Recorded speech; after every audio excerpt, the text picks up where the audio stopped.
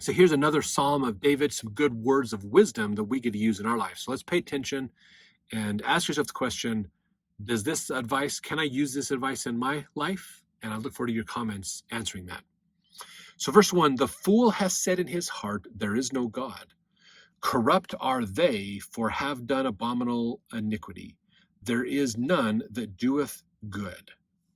God looketh down from heaven upon the children of men to see if there were any that did understand, that did seek God. Every one of them is gone back. They are altogether become filthy. There is none that doeth good, no, not one.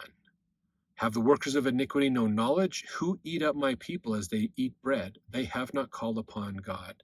So this is kind of interesting because this is talking about, of course, God is up in heaven and he's like, hey, I'm going to go check on those humans that are down on earth, my children, and see what's going on. And he comes down and goes, oh my gosh, they've all gone bad.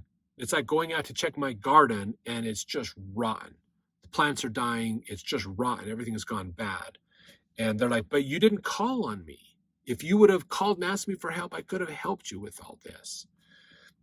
There's stories in apocryphal writings about this concept of God, observing people, but then letting them do their agency and just kind of overseeing things and be like, oh, I was gone for a while and now I'm back.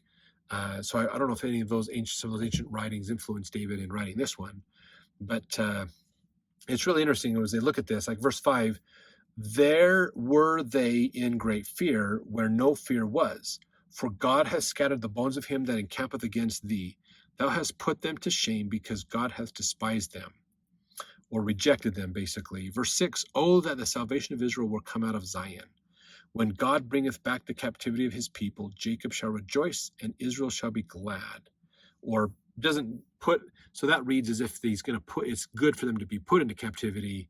Another way to translate this is to deliver his people from captivity.